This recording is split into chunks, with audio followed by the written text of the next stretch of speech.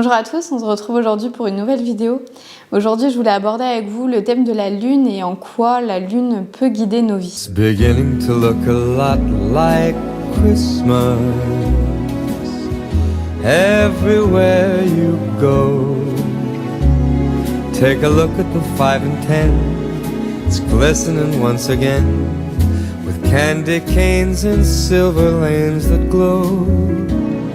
It's beginning to look a lot like Christmas. Toys in every store, but the prettiest sight to see is the holly that will be on your own front door. Donc pour commencer, la lune c'est une énergie yin, donc yin qui s'apparente à l'énergie féminine. Donc c'est de l'ordre du féminin. Dans les cycles de la lune, il y a différentes phases. Je ne vais pas toutes vous les énumérer parce qu'elles n'ont pas toutes, entre guillemets, une grande importance dans ce que je vais vous dire aujourd'hui. Par contre, elles ont une grande importance dans tout ce qui se passe et dans comment la lune peut régir un petit peu son influence sur la Terre. Donc les phases de la lune, on a la nouvelle lune, la lune croissante, la pleine lune et la lune décroissante. Donc ça va être les 4 phases qui vont vraiment nous intéresser, notamment au niveau des énergies du féminin, des énergies féminines, pour venir un petit peu voir l'impact que ça peut avoir lorsque par exemple on n'est pas sous hormones, sous pilule. C'est vrai que souvent quand on est sous hormones, sous pilule, on n'a pas un cycle on a un cycle qui est régulier mais qui se cale par rapport aux hormones et donc chimiquement. Par contre, lorsqu'on est sans hormones, on peut avoir un cycle qui se cale par rapport au cycle lunaire. Donc c'est ça qui est intéressant de voir l'évolution du cycle féminin en fonction des énergies de la lune. Donc par rapport au cycle féminin, la nouvelle lune, ça va être la phase de règles. Donc là où les femmes sont censées avoir leurs règles si elles ne sont pas sous hormones. Ça va être la phase de la sorcière. Il y a différentes phases en fait qu'on va retrouver. Donc ça va être la phase de la sorcière, ça va être une énergie d'inhibition. Ensuite, on va passer à la phase de la lune croissante. Donc ça va être la phase de la Vierge. On va être sur des énergies dynamiques qui vont ensuite basculer tout doucement vers le milieu de la lune croissante jusqu'à la fin de la lune croissante. On va passer sur une phase de mutation.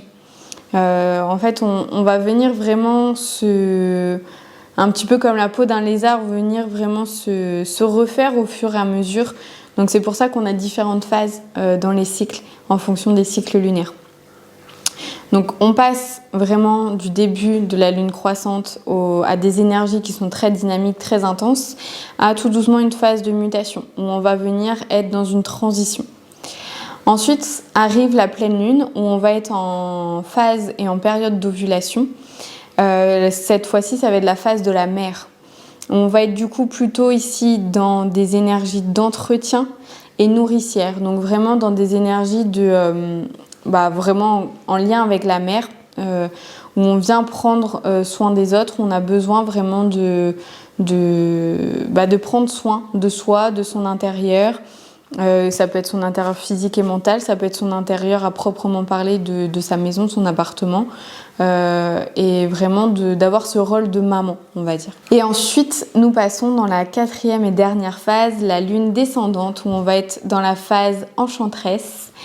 Où là, cette fois-ci, on va passer de la phase de mutation au début de la lune descendante pour arriver petit à petit à des énergies dynamiques à la fin de la lune pour ensuite reprendre la nouvelle lune, les règles, la phase de la sorcière, etc. Donc ça va être vraiment dans un cercle comme ça où on va retrouver nos différents cycles. Donc la période de règles, la période d'ovulation qui va être vraiment en lien avec l'énergie lunaire. Donc vos énergies elles vont changer en fonction de la lune. Il y a des lunes où vous allez être un petit peu plus dynamique. Donc comme je vous disais, il y a des énergies où on va être vraiment dynamique, il y a des énergies où on va être beaucoup plus fatigué, notamment lorsqu'on a nos règles, donc quand on sera dans la phase de la sorcière, la phase d'inhibition, on va être beaucoup plus fatigué parce que le corps va prendre vraiment son rôle de règles et d'évacuation, etc.